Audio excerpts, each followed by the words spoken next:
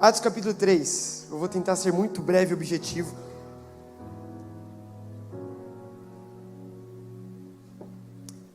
É um texto conhecido, capítulo 3, versículo 1. Provavelmente você já ouviu ministrações a respeito disso, mas está escrito: Pedro e João subiam juntos ao templo à hora da oração nona, e era trazido um varão. Oh, glória, essa versão é pentecostal, irmão. Era trazido um varão, que desde o ventre de sua mãe era coxo, o qual todos os dias punham à porta do templo, chamada Formosa, para pedir esmolas aos que entravam.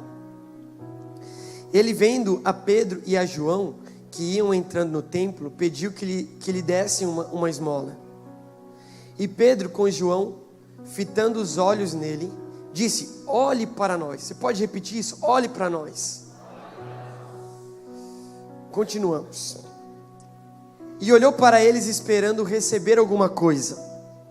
E disse Pedro: eu não tenho prata nem ouro, mas o que tenho isto te dou. Em nome de Jesus Cristo, o Nazareno, levanta-te e anda. E tomando pela mão direita, levantou, e logo seus pés e tornozelos se firmaram. Gente, eu cresci ouvindo essa mensagem na igreja, aprendendo isso em escolas bíblicas. Mas de um tempo para cá, uns tempos atrás, eu comecei a ser ministrado de uma forma diferente nessa mensagem, que talvez eu poderia ser ministrado da mesma forma em outros textos, mas nessa mensagem. E antes de eu falar o porquê disso, eu quero abrir um parênteses para que a gente entenda que as Escrituras, a Bíblia, é um conjunto de livros, amém? Escrito por homens, inspirado pelo Espírito Santo, e aqui a gente vê de tudo, de tudo. A gente vê história de gente que foi bem sucedida, história de gente que foi mal sucedida, história de rico, história de pobre, história de criança, história de adolescente, história de jovem, história de homem, história de mulher, história de reis, história de escravos, história de tudo quanto é jeito. E todas essas histórias, elas nos trazem muitas lições, lições morais, lições práticas para o nosso cotidiano. Então é por isso que você vê muita gente, inclusive, que não é cristã, mas que toma lições das Escrituras para si, amém? Então, isso é muito importante. Mas além disso, todas essas histórias também, elas trazem princípios e sinais que apontam para os propósitos eternos de Deus, para o plano do Senhor de salvar a humanidade, de redimir a humanidade, de reconciliar a humanidade e de manifestar o seu reino na terra até que Cristo volte. Tudo aponta para isso. Por exemplo, você vê a história de Moisés. Você vê Moisés sendo usado por Deus para libertar o povo do Egito, amém? Você lembra disso? E aí passa pelo Mar Vermelho e eles fazem a peregrinação e o povo chega à terra prometida.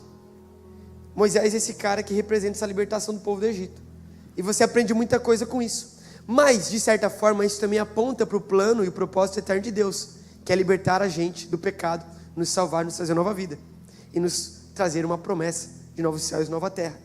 É por isso que Moisés representa Jesus Cristo, que liberta as nossas almas do pecado e nos conduz nessa vida de santificação, de peregrinação nessa terra, até que Cristo volte e a gente chegue na terra prometida, amém? Então tudo vai apontando para isso. Pensando assim, eu queria que nós olhássemos para esse texto também, com lições práticas para que a gente aplique na nossa caminhada de fé, amém?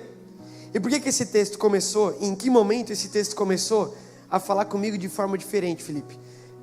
Eu estava numa viagem em Gramado, com a minha família. A gente estava alguns dias de férias, faz um tempo isso, e nós estávamos na Rua Coberta. Alguém já foi na Rua Coberta aqui lá em Gramado?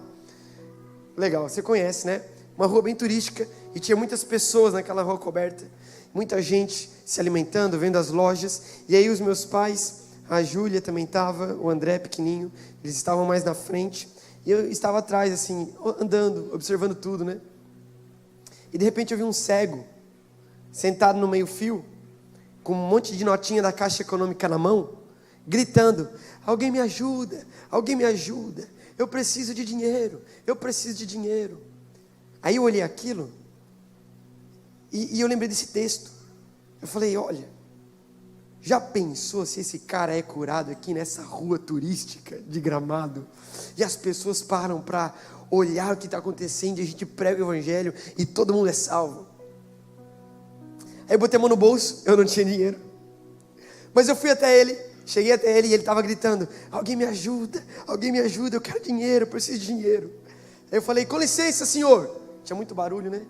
Com licença, senhor. É o seguinte, eu não tenho dinheiro, mas eu posso fazer uma oração por você? Eu acredito que você pode ser curado agora. Aí ele parou, ouviu? Ele falou: não, eu quero dinheiro, eu preciso de dinheiro. Eu fiquei com uma raiva daquele cara naquela hora, que eu pensei: poxa, esse cara poderia ser curado hoje, mas ele queria dinheiro. E o que o cego precisa, irmão? Mas ele estava pedindo dinheiro. E eu lembrei desse texto, eu passei a refletir nesse texto a partir daquele cenário. E a verdade é que esse paralítico representa, muitas das vezes, eu e você. Esse paralítico representa uma humanidade que é acometida de uma enfermidade, de uma doença muito pior do que uma paralisia. A verdade, irmão, é que a pior doença que você pode ter na vida não é uma lepra, não é um câncer. Embora tudo isso é ruim, é proveniente do pecado que habita na humanidade. Mas a pior doença que você pode ter na sua vida é uma vida submetida, guiada, governada por Satanás. Uma vida de pecado. É uma vida que nos paralisa, é uma vida que nos distancia de Deus. Muitas vezes, nós já nos encontramos, ou talvez pessoas aqui se encontram nesse lugar, a humanidade se encontra nesse lugar, numa vida onde nós estamos acometidos pelo pecado, e o pecado nos distancia de Deus, e à medida que nós nos distanciamos de Deus, nós não entendemos o propósito pelo qual vivemos, nós não entendemos qual é a vontade do Senhor, nós não conseguimos desfrutar de uma vida plena, nós não conseguimos nem discernir aquilo que precisamos, porque nós vivemos na ignorância do pecado. E quando nós vivemos na ignorância do pecado, a gente não sabe de fato o que precisa, a ponto de nós vemos um paralítico, e o que o paralítico precisa? Andar. Mas ele está pedindo esmola. Por quê? Ele não sabe o que precisa, e porque não sabe o que precisa, vive pedindo esmola. E quantas vezes isso não é realidade em nossas vidas, irmãos? Sabe por quê? Porque muitas vezes nós, como humanidade, nos movemos procurando a satisfação da nossa existência, a razão da nossa vida, o motivo pelo qual eu vou para a escola, o motivo pelo qual eu vou para o trabalho, o motivo pelo qual eu tenho que viver nessa terra, o sentido da nossa jornada aqui. A gente vive procurando a satisfação, e muitas vezes a gente vive procurando essa razão, essa satisfação nas coisas dessa terra. Então é quando você, por exemplo, vive na tua escola e você pensa que, olha, eu vou ser feliz mesmo, eu vou ser alguém bem resolvido comigo, quando eu começar a fazer o que está na moda agora, o que está todo mundo fazendo. Porque sabe, isso aqui é que vai me trazer aceitação social, aí eu vou ser um cara popular na escola. Vai ser quando eu andar com aqueles caras lá que são mais descoladão, entendeu? Esses caras que vão lá e fumam um pendrive achando que eles estão destruindo, né? Oh, que legal, estou fumando um pendrive. Porque não sabe a moda agora, irmão, é fumar pendrive. Aí você pensa, olha, eu acho que eu tenho que fazer isso para ser feliz. É quando você olha para as tuas amigas, talvez, e você pensa, olha, para eu ser uma adolescente, uma garota bem-sucedida, eu tenho que seguir essa tendência aí que todo mundo está ficando com todo mundo, eu tenho que provar o meu valor e eu tenho que me entregar para qualquer um. E aí sim é isso que vai me trazer sentido para minha vida. É você muitas vezes está no trabalho, você está lá trabalhando, você pensa, eu tenho que conquistar mais dinheiro, eu tenho que construir uma casa nova, eu tenho que comprar uma casa na serra, uma casa na praia também, um carro novo, eu vou buscar isso, uma promoção, eu tenho que me formar na minha faculdade, e você começa a pensar, quando isso acontecer, aí sim, vou estar bem na vida, hein? Você está vivendo uma vida atrás de esmola, sendo que o que você precisa é de Jesus. Irmãos, você provavelmente ouve muito isso aqui, mas nunca é demais lembrarmos, nada nessa vida, nada. E quando você vai estudar a etimologia da palavra nada, no grego, você aprende que o significado de nada é nada. Nada nessa vida. Nenhum dinheiro, nenhuma fama, nem status, nem popularidade, nem reconhecimento, nem uma carreira profissional bem-sucedida, nem um ministério bem-sucedido aos olhos dos homens. Nada. Bens materiais, ouro, prata, nada nessa vida é capaz de suprir, de satisfazer e de trazer sentido para a nossa existência, senão conhecer a Jesus. Você pode dar um glória a Deus por isso, irmão? Conhecer a Jesus. Porque a verdade é que todos nós não precisamos de esmola, nós precisamos de transformação. Aquele paralítico, ele precisava, na verdade, não era de dinheiro, porque dinheiro ia manter ele naquela situação, mas ele precisava de uma transformação. Assim como todos nós precisamos de transformação, assim como a humanidade precisa de transformação, amém? E existe esse clamor na humanidade. E o que eu acho interessante é que Pedro e João, eles estão indo para o templo orar, cheios do Espírito Santo. Eles saíram do dia de Pentecostes, foram revestidos do poder de Deus, e eles estão indo orar, e eles ouvem o clamor daquele aleijado, e eles não são indiferentes ao clamor, mas eles param para ouvir o clamor, mas não só para ouvir o clamor, discernir o clamor e trazer resposta para o clamor. O tempo todo, irmãos, nós estamos rodeados desse clamor. Às vezes é quando você está no teu trabalho e alguém chega desabafando para você: olha, minha vida não está legal, lá em casa as coisas não estão bem, eu acho que eu vou pedir o divórcio e solução para a nossa família lá, eu vou separar, minha mulher vai para um canto, eu vou para o outro. Ele está pensando que a razão e a solução da vida dele vai ser um pedido de divórcio. Ele está, na verdade, indo atrás de esmola, sendo que, na verdade, que ele precisa de Jesus na família dele, restaurando aquele lar. Às vezes é quando teu amigo chega e fala: tô louco, chega sexta-feira porque eu não aguento mais essa semana, e eu tô louco para ir para festa, fumar um baseado, encher minha cara, curtir a vida doidado. Ele pensa que o que vai trazer alegria e sentido para a vida dele é aquele final de semana badalado, está indo atrás de esmola, mas na verdade ele precisa de Jesus. E nós, como discípulos de Jesus, nós precisamos ouvir esse clamor, discernir esse clamor e trazer resposta a esse clamor. Porque quem não sabe o que precisa, pede o que não precisa, pensando que precisa daquilo que está pedindo. E a gente precisa olhar para eles e perceber que eles não sabem o que precisam, porque eles não sabem o que precisam, eles pedem o que não precisam, pensando que eles precisam daquilo que estão pedindo. E aí a gente precisa falar para eles que eles não precisam daquilo que eles estão pedindo, que eles pensam que precisam. Porque na verdade eles precisam de Jesus. Nós precisamos nos posicionar na nossa realidade. Ouvir o clamor dos teus amigos. Talvez alguém que está lá pensando em suicídio. Às vezes é uma família que está pensando em se desestruturar. Às vezes é um colega que está enfrentando os medos do empreendedorismo. Às vezes é alguém que está pensando em parar na universidade por conta dos seus traumas. Às vezes, enfim, tem tanto tipo de clamor que é gente procurando esmola, sendo que na verdade precisa de Jesus. E sabe o que falta às vezes? É de discípulos de Jesus cheios do Espírito Santo, que ouvem o clamor, não são indiferentes ao clamor, discernem o clamor e trazem resposta para o clamor e falam: eu não tenho prata nem ouro, sei que você está pedindo, eu não tenho aqui não, mas na verdade você nem precisa disso, você precisa, sabe do quê? Em nome de Jesus, levanta e anda, seja transformado. O mundo precisa de transformação, amém? Agora o que gera transformação, irmãos? O que é que gera transformação? A verdade é que o que gera transformação na humanidade não são discursos bonitos, sermões bonitos. O que gera transformação real que o ser humano precisa é a unção do Espírito Santo, que há no poder do nome de Jesus. Unção. O que fez esse paralítico andar não foi a boa oratória de Pedro e João. O que fez esse aleijado levantar não foi a força deles de levantar ele e falar: anda aí. Se fosse isso, anda aí. Eu quero cair. Não foi isso. Foi a unção do Espírito Santo que estava na vida deles. A ponto de eles falarem: olha, faz o seguinte, em nome de Jesus, levanta e anda. O cara levanta, o cara anda, o cara é transformado. Porque a verdade, irmãos, que a verdadeira transformação que eu e você precisamos não está na quantidade de podcast que você ouve. Você pode ouvir, glória a Deus por isso. Não está na quantidade de pregações que você ouve. Você pode ouvir muitas pregações e glória a Deus por isso. Mas não está em tantos louvores, glória a Deus, você pode. Mas é na unção que isso carrega, que toca as nossas vidas. Nós não precisamos de mais pessoas militando com um discurso bonito. Porque na teoria tem muita gente com discursos bonitos, ideologias bonitas, causas bonitas, e todo mundo milita por alguma coisa.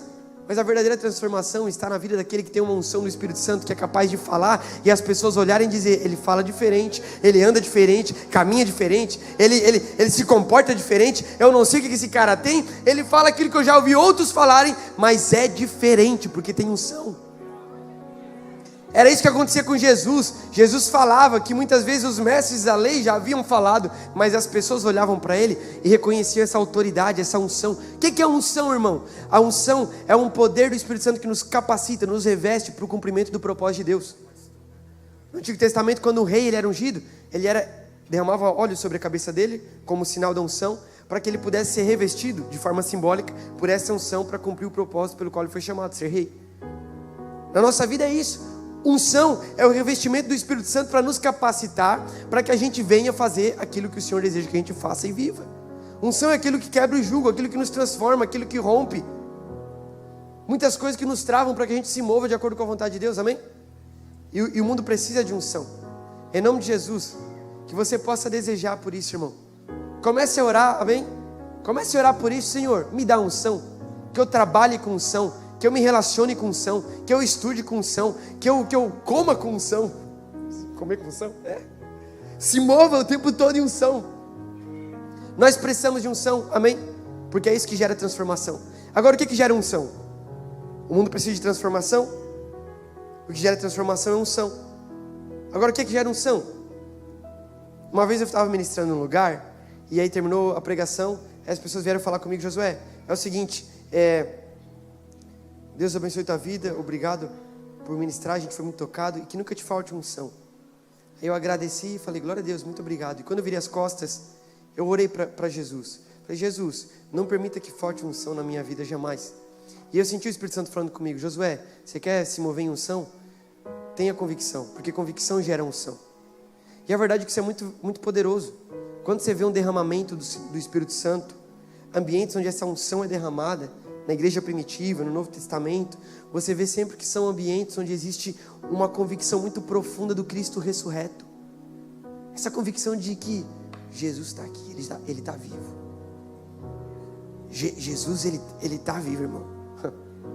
E essa convicção, ela gera em nós unção. Essa convicção era o que Pedro e João carregavam. Eles estão tão cheios de unção, porque é fruto da convicção. E a ponto de eles chegarem diante do paralítico, eles chegam diante do paralítico, eles veem o clamor do paralítico. Irmão, eu não sei você, mas eu tremeria na base para orar por um paralítico andar. Já tentei algumas vezes, nunca deu certo para paralítico. Mas eu já vi paralítico andando, cadeirante, já vi. E às vezes Deus cura, às vezes Deus não cura, na sua soberania, vontade, e glória a Deus por isso. Mas tem que ter muita convicção.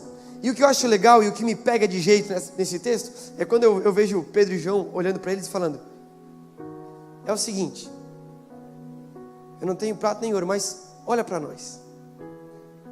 Irmão, esse olha para nós aqui é muito poderoso. Porque uma coisa é a gente conversar e eu falar com você: ei, cara, tudo bem, certinho? Aquele olhar rápido, aquela troca de olhar rápido, sabe? Outra coisa, eu falar: ô Will, olha aqui para mim, irmão. Aquele olhar que vai lá no fundo do olho, sabe? Tem que ter muita convicção. É tipo aquele camisa 10 de time de futebol que está no segundo tempo, o time está perdendo, ele chama a responsa, ele fala: toca para mim aqui que eu resolvo. Tipo aquele jogo do PSG contra o Barcelona, eu acho que era quartas de finais da Champions, que o Barça precisava virar, o Neymar jogava no Barcelona ainda, e o Neymar chamou a responsa daquele jogo de um jeito, que estava no final, eu não sabia se ia virar ou não ia, eu tinha que ir para a faculdade, e aquele dia eu gazeei a faculdade. Não façam isso, gente, mas eu não me arrependo daquele dia. Irmão, a hora que aquele final de jogo o Neymar cruza a bola de esquerda, o Sérgio Roberto chega e faz o gol, e aí o André Nieri da TNT Sports: meu Deus do céu, o impossível aconteceu, e eu glorificando a Deus na casa: glória a Deus. O Neymar jogou muito, e esse cara tem convicção do que ele carrega, chamou a responsa do jogo. Isso é ter convicção. Sabe o que o mundo precisa ver em nós? Convicção. Gente que peita, que vê a realidade, e você vê lá alguém precisando de Jesus, e você fala: mas esse cara precisa de Jesus, né? Poxa, tomara que alguém encontre ele aí e pregue o evangelho para ele. A gente precisa de convicção. Sabe, você vê o clamor da tua realidade, às vezes alguém pedindo ajuda, às vezes alguém desabafando, e você olha para essa pessoa e fala o seguinte: olha aqui para mim, Você pensa que precisa divorciar? Você pensa que precisa de um baseado? Você pensa que precisa curtir essa vida doidado? Você pensa que precisa sair de casa? Você pensa que precisa de mais dinheiro? Você pensa que precisa daquilo? Olha aqui para mim, olha aqui. Porque eu encontrei o que eu precisava, eu tenho a certeza que quando você encontrar, você também vai entender do que eu estou falando. Essa convicção de as pessoas olharem para você e elas perceberem, olha, esse cara não usa o que eu uso, ele não faz o que eu faço, ele não fala da forma como eu falo, mas existe algo diferente e ele é tão convicto daquilo que ele carrega. Você precisa ter convicção naquilo que você crê. Eu estudei no ensino médio, lá em Cocal do Sul, por 3 anos com a mesma turma, e tinha um ateu na minha turma. O nome dele era Ivan. Você está feliz aqui, irmão? Amém? A hora já está indo, vamos lá. O Ivan, ele era ateu. E eu nunca fiquei sendo aquele cara chato que ficava, você quer aceitar Jesus, vai para o inferno, seu ateu. Não. Desenvolvi a amizade com o Ivan. O Ivan foi um grande amigo meu. E aí, eu tinha alguns outros amigos evangélicos, católicos, na sala, que na verdade não viviam o evangelho. E eles ficavam querendo cutucar o ateu. Mas o ruim era que o ateu era melhor de Bíblia do que eles. Aí eles cutucavam o ateu vinha e acabava com eles no argumento. E eu ficava só de fora. Mas algumas vezes eu via que o argumento do ateu era errado. Eu chegava e falava, mano, isso aí que você falou na verdade não é assim, porque a Bíblia fala isso, isso, isso. Aí ele olhava para mim e falava, ó, esse aqui sim sabe no que ele crê, vocês não. E era isso. E eu continuava conversando com o Ivan e não querendo evangelizar ele, mas amando o Ivan. Segundo ano, estudando junto, final do segundo ano, a gente começa a conversar na sala de aula, mais no fundão. Começamos a conversar sobre algumas coisas e ele começa a abrir o coração e ele fala, Josué, e se eu quiser conhecer Deus, o que eu preciso fazer? Eu falei, Ivan, você só precisa se livrar da tua incredulidade e decidir crer. Se você tiver fé, fecha a porta do teu quarto, o Senhor vai se revelar para você. E aquele dia Deus começou a trabalhar, mas o Ivan não se entregou para Jesus, continua ateu.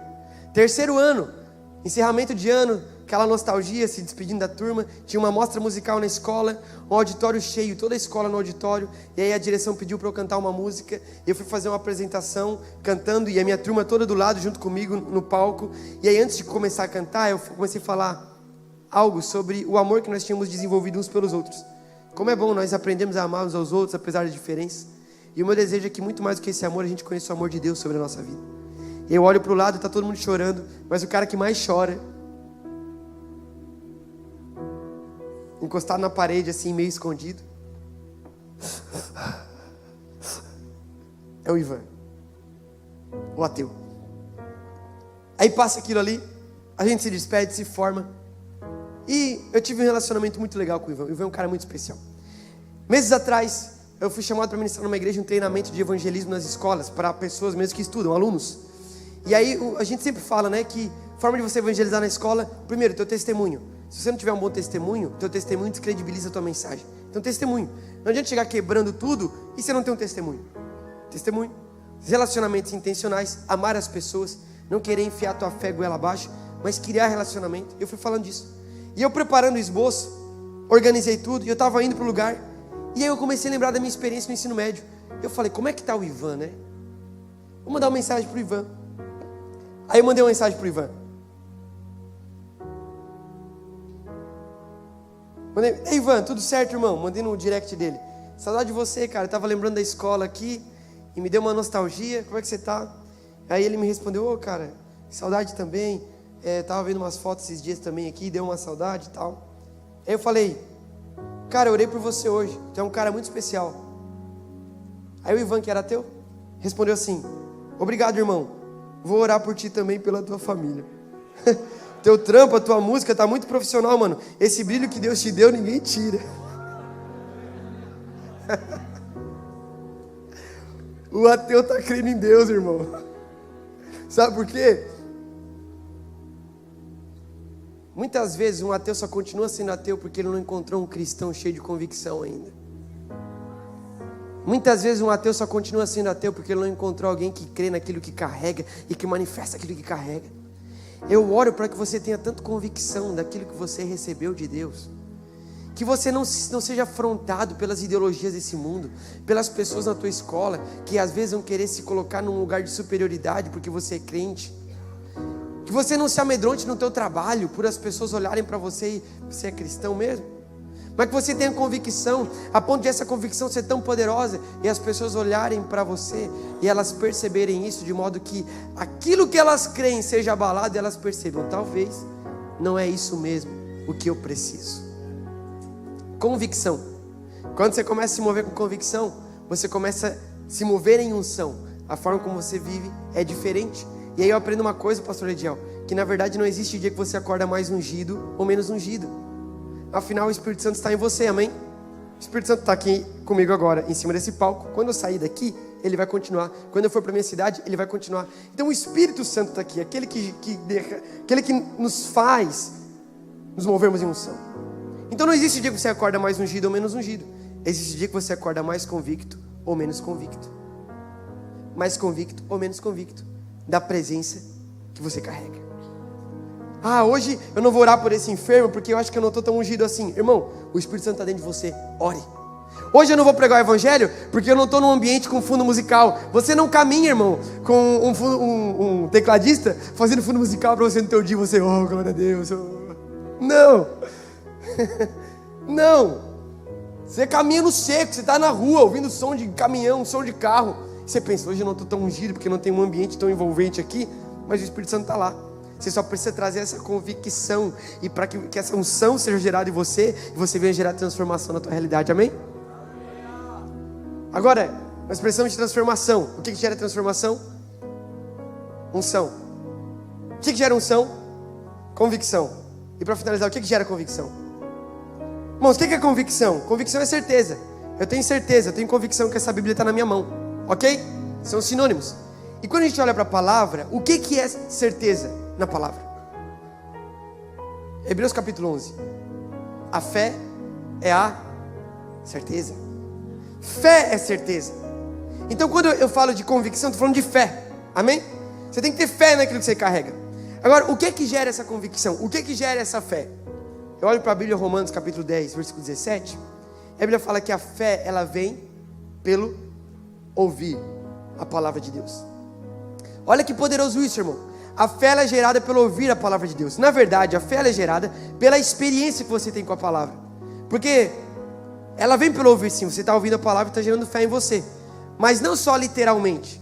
Porque tem pessoas que se entregaram para Jesus não ouvindo a palavra, mas lendo a palavra. Então ela vem pela experiência com a palavra.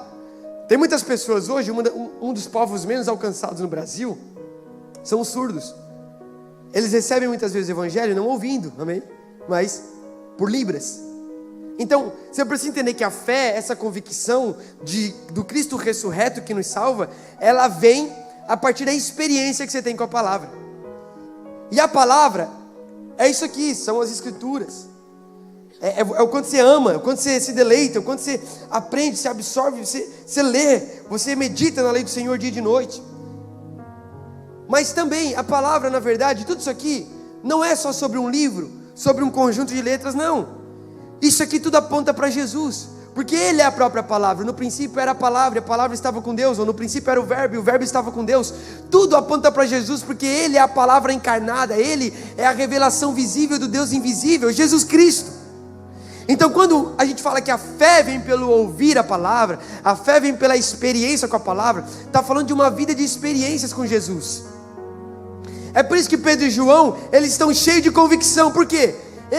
Irmãos, eles estão vindo de uma vida ouvindo Jesus pregar, ouvindo Jesus discipular, vendo Jesus curar, vendo Jesus ressuscitar, vendo Jesus se manifestar, vendo Jesus fazer milagres, vendo Jesus prometer o Espírito Santo, recebendo o Espírito Santo. É experiência com Jesus atrás de experiência. E à medida que tem experiência, tem convicção. À medida que tem convicção, tem unção. À medida que tem unção, tem transformação. Então, para nós terminarmos essa conversa aqui hoje, o que eu e você precisamos para que tudo isso aconteça? Experiência com Jesus. Experiência com a palavra. A experiência de você se trancar no teu quarto, irmão, aqui eu estou falando com todo mundo. Você que é adolescente, você que é jovem, você que é idoso. Em nome de Jesus, irmãos, em nome de Jesus. Não se acostume com uma vida onde você está 10 anos na igreja. E você está lá, lá eu experimentei isso lá. Não se acomode com uma vida onde você viveu uma juventude convicta daquilo que você carregava, pelas experiências que você teve lá atrás. Mas hoje você está acomodado com um evangelho onde você vem numa rotina religiosa, você vem na igreja, você até canta, mas você não consegue mais gerar transformação, porque falta convicção, porque falta unção, porque falta convicção, porque falta experiência. Em nome de Jesus, que o Espírito Santo venha se revelar para você, e você volte talvez a fechar o teu quarto, a você abrir a tua Bíblia, você colocar uma música de louvor e adoração, você se derramar na presença do Senhor, e você falar: Senhor Jesus, eu quero te conhecer mais do que eu te conheço. Uma vida onde você venha caminhar nas ruas, talvez com o teu fone de ouvido, você vai falar: Espírito Santo, eu te reconheço aqui. Onde você talvez veja um passarinho pousando numa árvore e as lágrimas voltem a rolar, porque você consegue enxergar Jesus em tudo, em todo tempo, em todo instante. Esse lugar onde o Evangelho ainda provoca abrir os olhos e um coração em chamas. Esse Evangelho onde a gente não se apoia apenas naquilo que a gente faz em nome de Deus na igreja. Estou servindo lá, tá legal, mas já não tem aquele coração em chamas pela presença de Jesus. Um evangelho onde a gente não se acostuma com o ministério, onde eu tenho vários sermões, e eu vou repetir esse sermão aqui hoje. Irmãos, essa pregação eu já preguei em alguns lugares, mas eu orei para o Senhor essa manhã. Falei: Espírito Santo, eu não quero só repetir o sermão, porque se for só pelo sermão, contrata um coach para vir pregar. Mas nós precisamos de unção, irmãos. Louvores com unção, pregações com unção, vida com unção, relacionamentos com unção. E tudo isso vai ser gerado a partir de uma vida de experiência com Jesus. Faz quanto tempo você não tem uma experiência sobrenatural com o Senhor? Você fazer uma loucura pelo Evangelho, sabe? Eu lembro de uma experiência que eu tive, inclusive foi aqui. Eu gosto de contar essa porque a gente estava no CTM e tinha um amigo meu com dor de cabeça. A gente estava indo na farmácia comprar remédio para ele. A gente passou pela capela que tem ali na esquina e estava muito movimentado. Estava acontecendo funeral. A gente olhou e aí eu vi, tem um funeral acontecendo ali. E a gente perguntou pro outro: ó, que engraçado, a gente nunca viu essa capela assim movimentada. Aí o Espírito Santo falou comigo: Josué, entra na capela ali e prega o Evangelho. Aí, você sabe quando o Espírito Santo fala, a mão começa a suar, o coração bate mais forte, você começa a tremer, aí você começa a relutar dentro de você. Não. Eu falei: Espírito Santo, não vou fazer isso não. Você está doido? Entrar no funeral, eu nem conheço ninguém, pregar o Evangelho. Não vou fazer.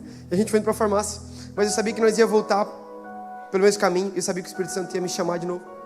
Mas eu fui falando: Espírito Santo, não vou fazer isso não. Não, eu vou começar a conversar com meus amigos aqui, para esquecer dessa voz interna que está falando comigo. E eu fui conversando e brincando.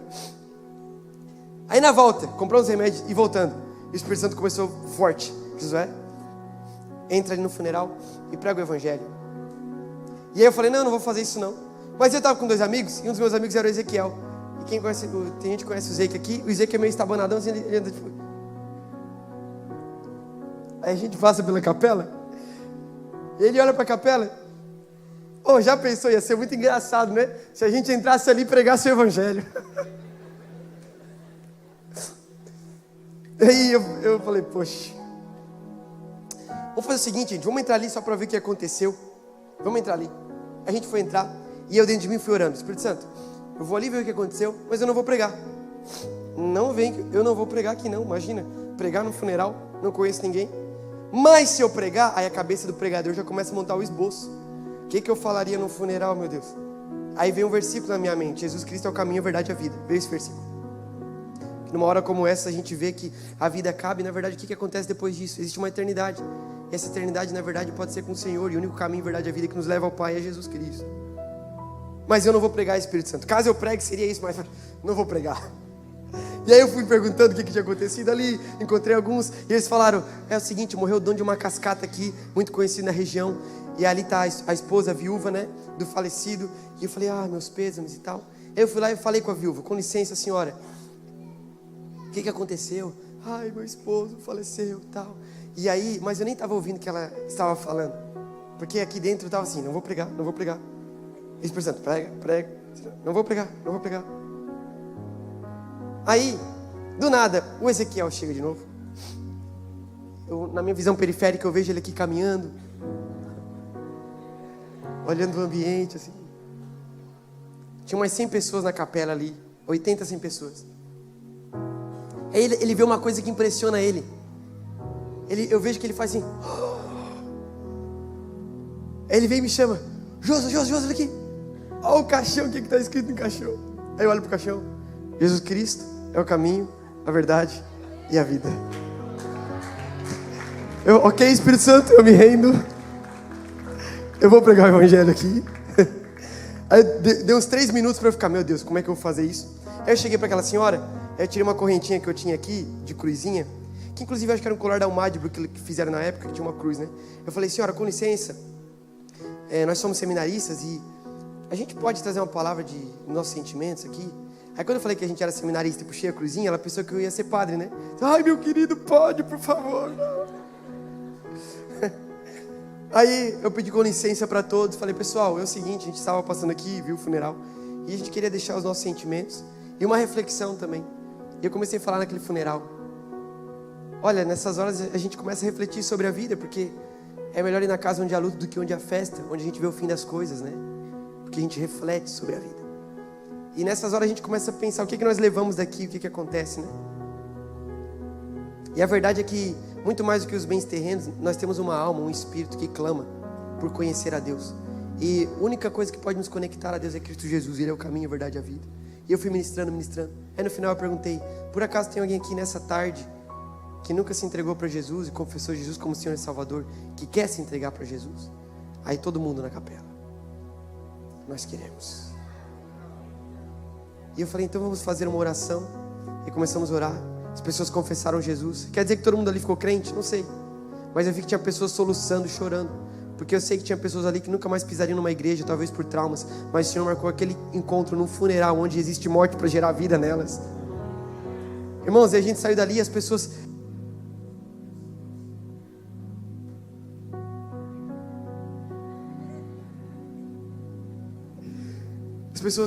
Deus abençoe, vocês são muito iluminados. E a gente fazendo pose de Deus abençoe.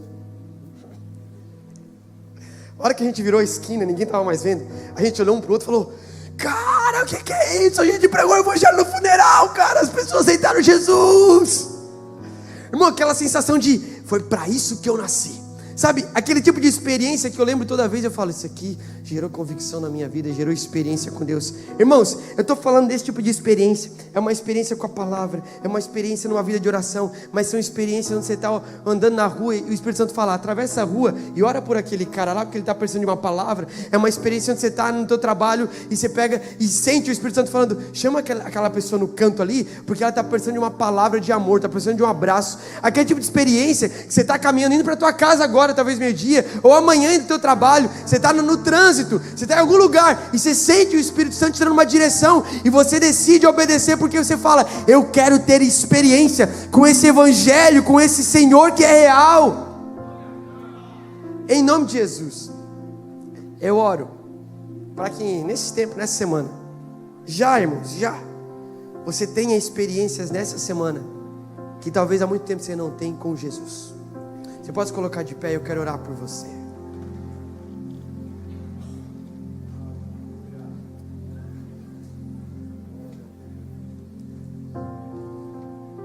Eu quero orar por você.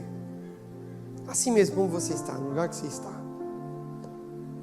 Eu quero que você feche seus olhos, você peça. Comece a falar para o Senhor: Senhor Jesus, me leva a esse lugar de experiência com a Tua presença. Senhor Jesus, a gente lê as Escrituras e nós não queremos olhar para isso apenas como um livro, como um conto de fadas. Nós entendemos que tudo isso é literal, mas isso também traz vida para as nossas vidas. Então, assim como Pedro e João, Jesus, assim como os discípulos, assim como tantas pessoas, leva-nos a experiências de te conhecer, de experimentar a Tua glória. Jesus, eu oro por essa igreja aqui hoje, Deus, para que essa semana seja uma semana de experiências com a Tua presença. Senhor, que aquele quarto, aquele lugar secreto volte a ter vida com Deus.